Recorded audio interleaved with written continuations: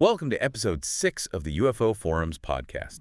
I am so glad you could join us today because, I have to be honest, this is a topic I have been wanting to get into since we first fired up the mics for this show. Oh, absolutely. This one is. Well, it's a big one. It is. We are about to go on a journey that is, I think, equal parts terrifying, incredibly confusing, and maybe one of the most culturally significant stories of the whole 20th century. We are doing a massive deep dive into the life, the claims, and the, let's say, evolving philosophy of Whitley Strieber. It's a subject that really asks a lot of you to examine it closely. This isn't just about, lights in the sky or a blurry photo. Not at all. We're talking about a successful horror novelist who, if you believe his story, became the main character in his own real-life horror story. A story that, in the end, forced him to completely change how he saw the world, and in doing so, he changed how we all visualize the idea of aliens. Or visitors, as he would say. Right, the visitors. Exactly. And, before we really get into the weeds here, and believe me, looking at our stack of sources, the weeds are very, very deep on this one. I just want to give a quick, explicit shout-out and ask you to like and subscribe. Please do. It really helps us keep these deep dives coming, and honestly, you are not going to want to miss where this one goes. But okay, for now, let's talk about that face. The face on the cover. You can't avoid it. You know the one. Yeah. I mean, even if you've never read the book Communion, even if you think UFOs are a complete joke, you have seen that image, that sort of inverted teardrop head. Yeah, the light bulb shape. The light bulb head, the skin that looks almost like polished gray stone, and just those huge black slanted eyes.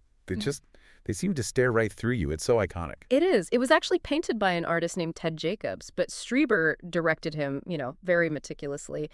And that single image, it basically hit the reset button on our cultural default for what an alien looks like. That's a great way to put it. I mean, think about it. Before Communion came out in 1987, aliens were all over the place. They were little green men. Sometimes they were like mechanical robots from a 50s movie. Or very human looking, right? Like the guys in silver jumpsuits. Exactly. But after Communion, that archetype it solidified. They became the grays. That face became the face. But here's the thing, and this is the central tension we really need to unpack today. This is what makes Strieber's story so much more complicated and, frankly, more compelling than just another abduction report. Right. Is this a story about a man being physically taken by biological entities from another world? Or is it a psychological event, a manifestation of some kind of deep-seated trauma? Or, and this is where it gets really strange, is it what Strieber himself and some of these scholars seem to suggest it is, a brutal, terrifying form of spiritual enlightenment? That is the absolute core of the mystery, isn't it? And to try and get at that, we've built together a really fascinating stack of materials for this. We aren't just going off the book itself. We have academic papers, one from the Journal of Religion and Popular Culture, another from research connected to Princeton University, that really break down the structure of his story. We've got a transcript from a very recent interview from 2025 that Strieber gave at the Contact in the Desert Conference. That one was fascinating. It really was. And we've also got reviews of his later, more metaphysical work, like The Afterlife Revolution. So we're going to try and look at the man, the incident, the skepticism, and the wild philosophy that grew out of all of it. So let's start at the beginning. I think it's so important to set the stage. We have to understand who Whitley Strieber was before the world knew him as that alien abduction guy, because this wasn't, some guy out in the sticks looking for 15 minutes of fame. Far, far from it. He was born in 1945 in San Antonio, Texas. And before 1985, Whitley Strieber was a very successful, very established man. He was a horror novelist. That's a good one. I mean, a best-selling one. Absolutely. Not just, churning out pulp paperbacks. He wrote The Wolfen in 1978 and The Hunger in 1981. These were big books. And both were made into movies. I mean, The Hunger had David Bowie and Catherine Deneuve in it. Exactly. This was a man who made his living exploring the darkest corners of the human imagination. The Wolfen is about these super-intelligent wolves living in the ruins of the South Bronx hunting people. The Hunger is about these ancient, elegant vampires living in high society in New York. He was a master of a very specific kind of urban horror. Which, you have to admit, just adds this massive, almost unbelievable layer of irony to the whole story. Oh, for sure. Here's a guy who writes about monsters for a living, and then he claims that one night the monsters, they actually showed up. It does make you wonder, doesn't it? I mean, a skeptic would immediately say, well, his background makes him the perfect person to make something like this up. Of course, he knows how to structure a story, how to build suspense. Right. If you know how to build a scare, you know how to build a hoax. But, you know, a believer might turn that around and say his background actually gave him the vocabulary to describe something that was indescribable. He had the language to process this kind of high strangeness that a normal person might just shut down from. That's a great point. But either way, everything changed for him on December 26, 1985. The day after Christmas. Yeah. He was at his remote cabin in upstate New York. It was this isolated place, you know, perfect for writing, perfect for getting away from it all. And according to his account in communion, he woke up in the middle of the night to this strange noise. He called it a rushing sound. Oh, whooshing. A whooshing or rushing sound, yeah. He describes seeing a non-human entity come into his bedroom and then just nothing. Blackness, lost time. And when he woke up, it wasn't that feeling of, oh, I had a bad dream, you know, where you just shake it off and go get coffee. He was physically a wreck. Completely.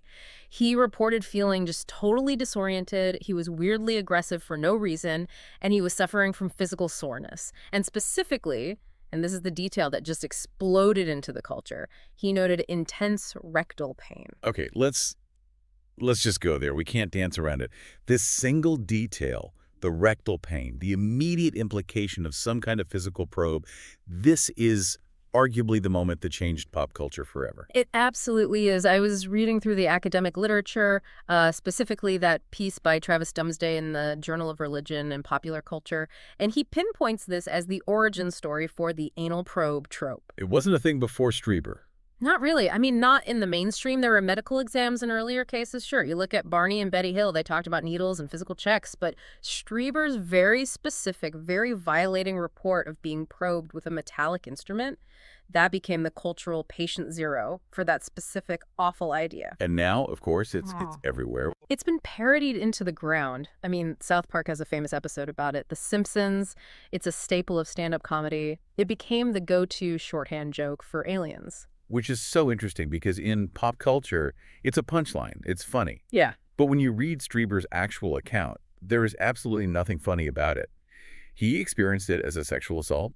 He called it a rape. 100%. There was no humor in it for him. It was a violation of the deepest, most profound kind. He repressed the memory at first because it was so traumatic. The mind just, protects itself. It wasn't until he went to see a Dr. Donald Klein and underwent regressive hypnosis that the full narrative started to take shape. Right, the hypnosis. And we should definitely circle back to the reliability of that later on because that's a whole can of worms.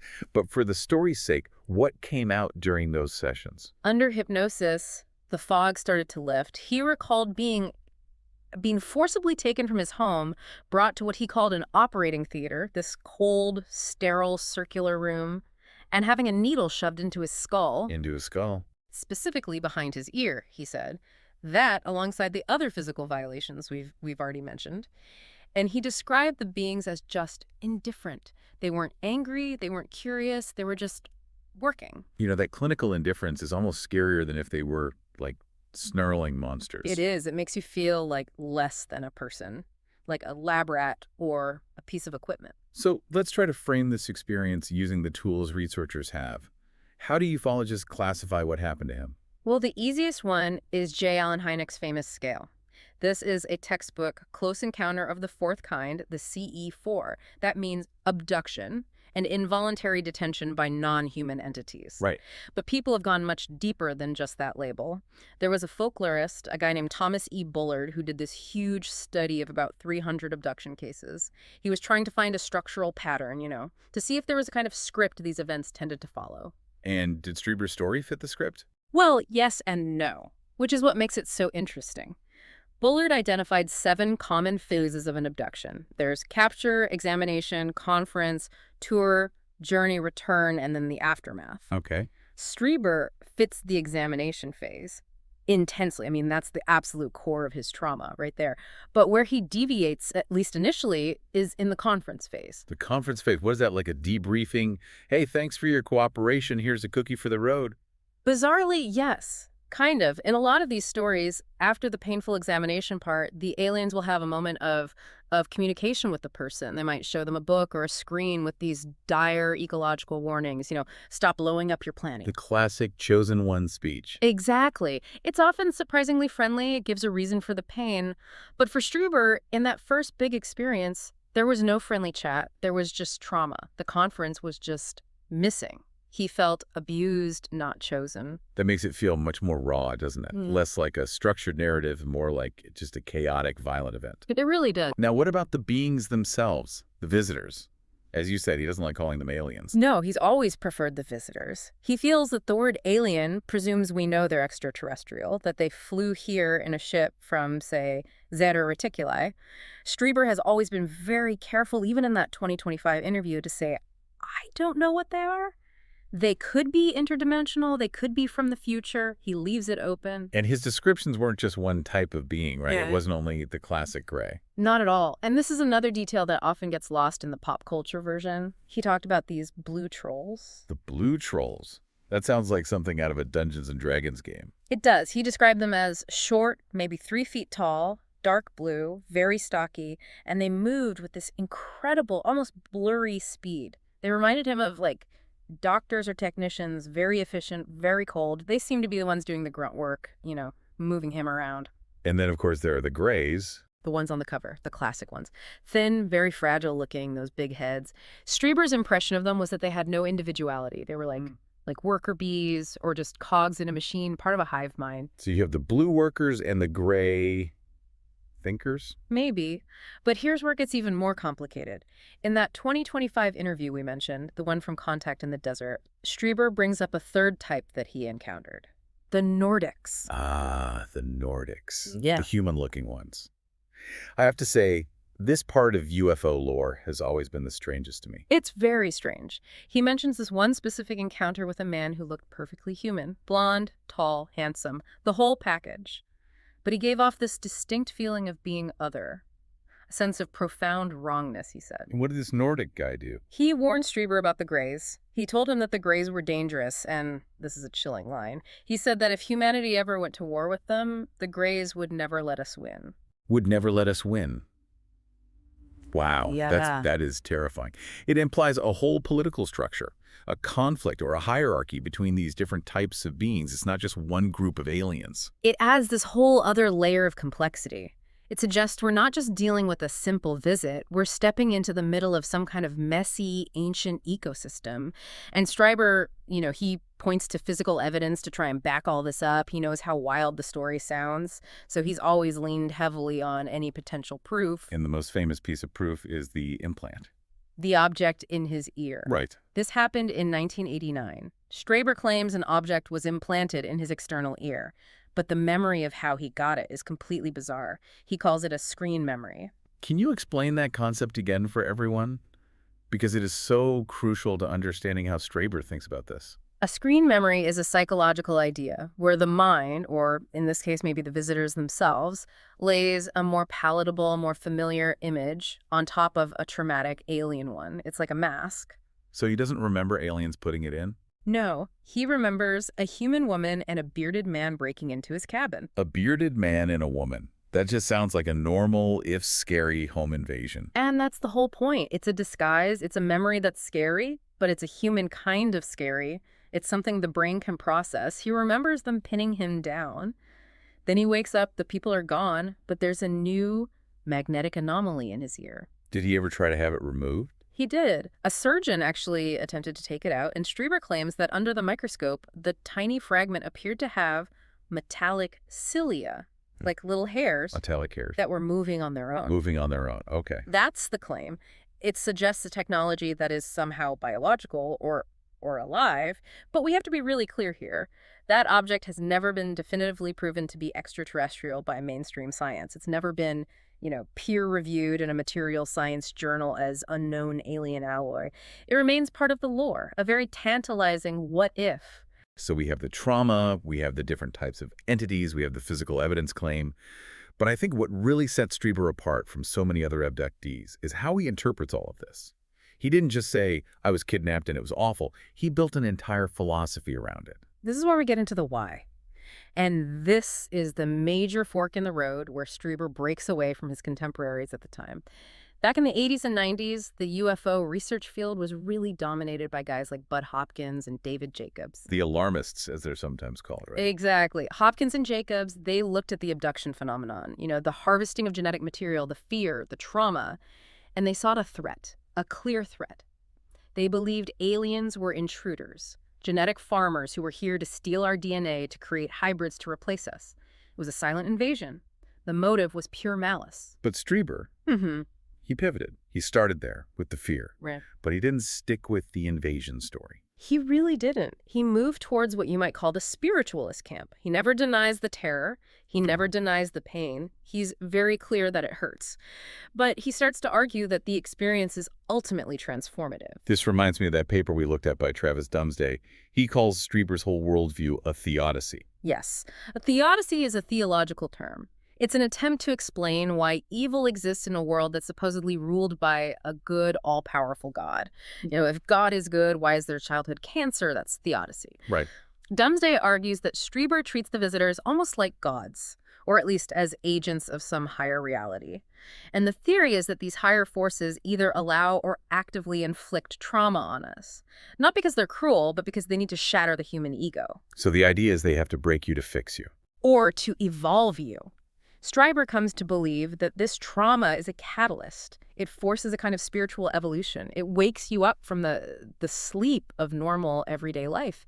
He even admits, and this is a really controversial quote from him, that he fell in love with the being that assaulted him, the female-looking face on the cover of Communion. Yeah, that sounds an awful lot like Stockholm Syndrome. Dumsday suggests exactly that.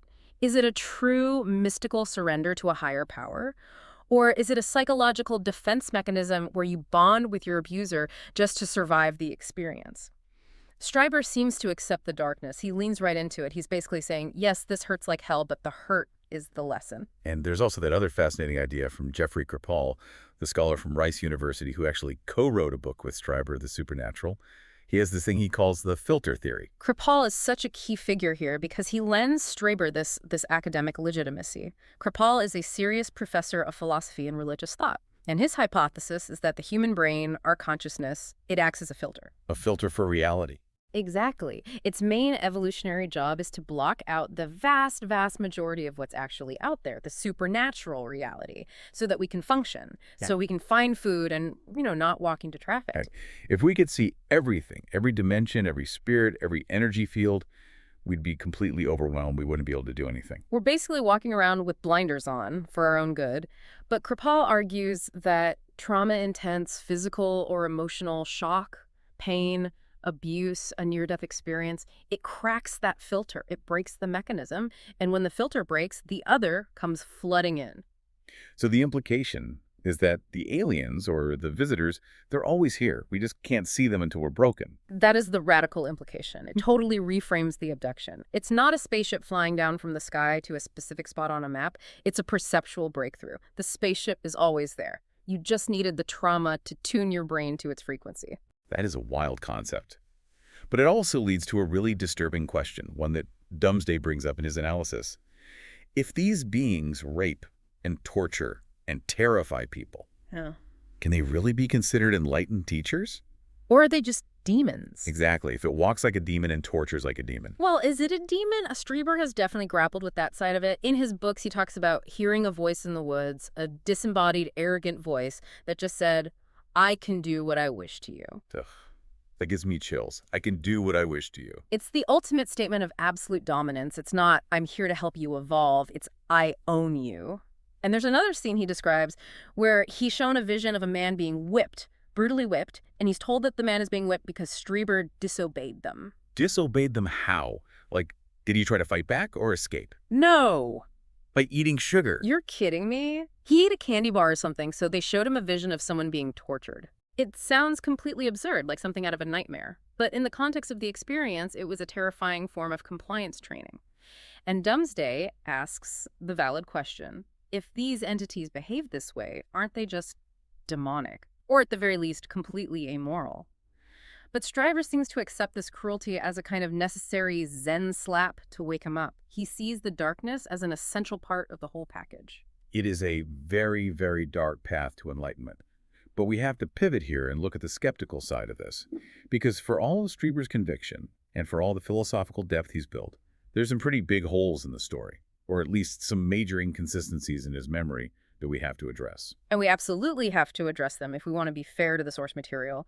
I think the biggest red flag for a lot of researchers is what you could call the counter-epistemic problem. Strieber's claims don't just go against all scientific norms, they sometimes go against his own verifiable history. The most damaging example of this, for his credibility, involves the University of Texas at Austin Tower shooting back in 1966. This is the Charles Whitman shooting, a Yeah. horrific, very real public event. Yes. And for years, Strieber told people he was there. He claimed he witnessed the whole rampage. He had these very vivid stories about it. But then later in the book Communion, he admits he wasn't actually there. He says it was a screen memory. Okay, so he corrected the record. He had admitted his mind created a false memory. Right. But then in his next book, Transformation, he changes his mind again and decides that he was there after all. Wait, what? So he was there, then he wasn't there, then he was there again. Exactly. And the skeptics ask a very fair, very hard question. If this man cannot distinguish reality from memory when it comes to a known public historical event that we can fact check, how on earth can we trust his memory of a bizarre alien abduction that happened in a private cabin with no other witnesses? That's a powerful point. Yeah. It really suggests a fluidity to his sense of reality. Like his own personal timeline is malleable. It does. And then there's the Wisconsin Cheese Week anecdote. Oh, this was from that 2025 interview. This was so funny, but also kind of revealing in a weird way. It really was. Strieber tells the story about how he used to love playing pranks on his wife, Anne. One time, they were in New York City, and it was the 4th of July, so fireworks were going off everywhere. Right. But Strieber convinced her that it was actually Wisconsin Cheese Week, and that New York celebrated it with fireworks. He just spun this incredibly elaborate lie, this fake holiday, just to see if she would believe him. And did she? She did, for a while, until she found out, and, he says, she hit him with a book. But Strieber told this story to illustrate his own playfulness. He admits, I love to spin a yarn. I love to test people's belief. And as a listener, you have to ask yourself, does this playfulness extend to his books? Is Communion the ultimate Wisconsin Cheese Week? That is the million-dollar question, isn't it? Is he a masterful storyteller pulling a prank on the world? Or is he a man whose reality is just fundamentally slippery? Is he the joker or is he the victim? And we also have to bring up the hypnosis again. So much of Strieber's detailed narrative was recovered under hypnosis. And we know now from decades of psychological research that hypnosis is notoriously unreliable for memory retrieval.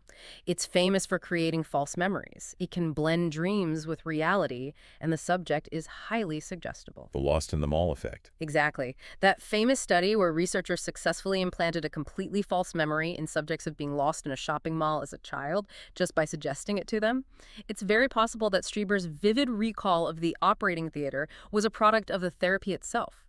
He went in looking for answers about aliens, and his suggestible, hypnotized brain gave him aliens. So let's recap the skeptical view.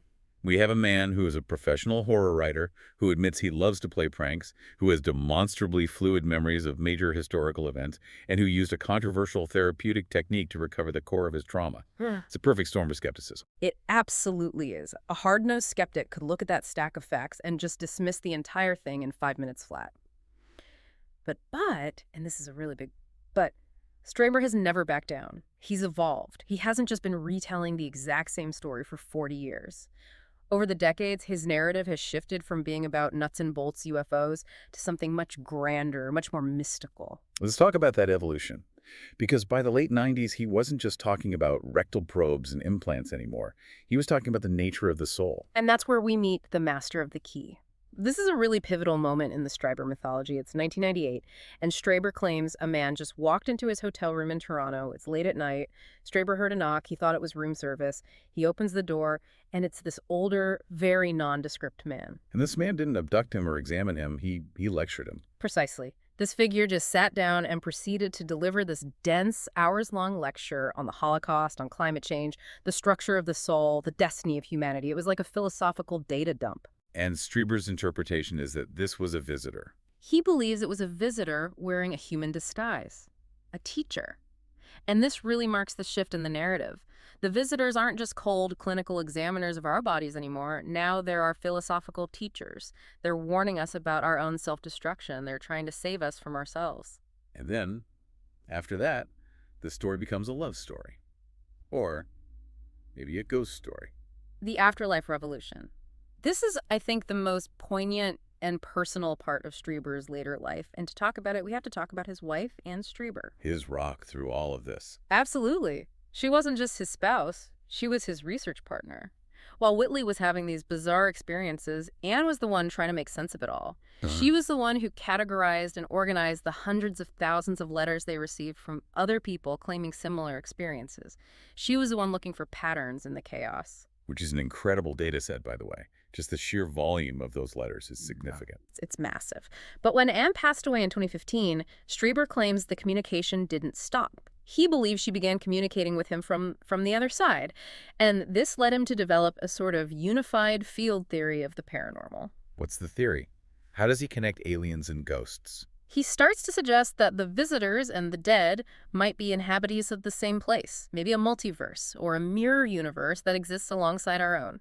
He comes to believe that the ultimate goal of all this contact, the abductions, the ghosts, all the high strangeness, is to find the sweet point, as he calls it, where the world of the living and the world of the dead can touch. Wow.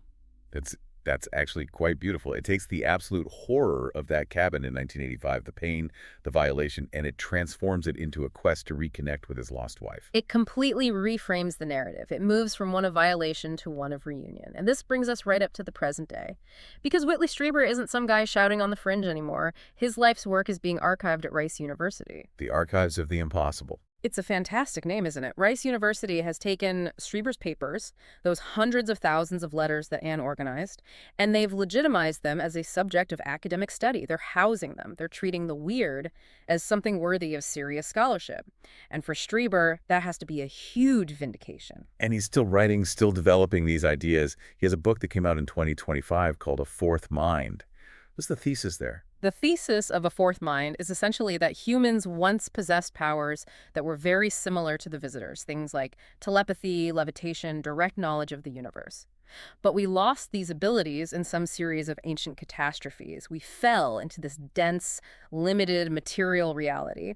And Strieber now argues that the entire goal of contact is to help us rediscover these lost parts of ourselves. We're all secretly the X-Men. We forgot how to use our powers. That's a pretty good way to put it. The visitors are here to remind us of who we used to be and who we could be again. And in that 2025 interview, after all these decades, when he was asked what he thinks the ultimate nature of this phenomenon is, he was very candid. He just said, I don't know. After 40 years, he still says, I don't know. He does. He speculated that it might be a hive mind or a communal mind, but he was very clear. He warns people. He says, don't ask for abduction. I love that quote from the interview. He said, don't expect to sit down for a while after that. A grim little bit of humor, right? Calling all the way back to the rectal pain from 1985. But it grounds the whole thing. It shows he hasn't forgotten the trauma, even as he's spiritualized it. He wants the enlightenment, but he's always aware of the terrible cost. So when you put it all together, what does this all mean? Yeah. We've gone from a remote cabin in New York to a prestigious university archive. We've gone from anal probes to telepathy, from terrifying monsters to cosmic teachers. I think Strieber's legacy isn't just that gray face on the cover of a book. It's the idea that high strangeness, the deeply weird, is an intrinsic, maybe even a necessary part of the human experience. And whether you believe he met biological aliens or not, his story forces you to look at the relationship between trauma, memory, and belief. It really makes you wonder, is the human mind a generator of monsters? Or is it a receiver for signals that we can't handle yet? Strieber himself suggests that if we look at the visitors, what we're really looking at is a mirror. And if what we see in that mirror is terrifying, cold, and invasive, what does that say about the human collective consciousness that is summoning them? That is a very chilling thought to end on. And it raises that final provocative question for you to think about. Are they invading us? Or, by projecting all of our fears and our desperate need for meaning onto the unknown, are we the ones who are haunting them? Wow. Are we the ghosts in their machine? That is definitely something to mull over. It just might be. Thank you so much for joining us on this deep, deep dive into the strange, terrifying, and ultimately fascinating world of Whitley Strieber. This has been episode 6 of the UFO Forums Podcast. Don't forget to like and subscribe, and keep your eyes on the skies. Or maybe just check the mirror. Indeed. See you next time.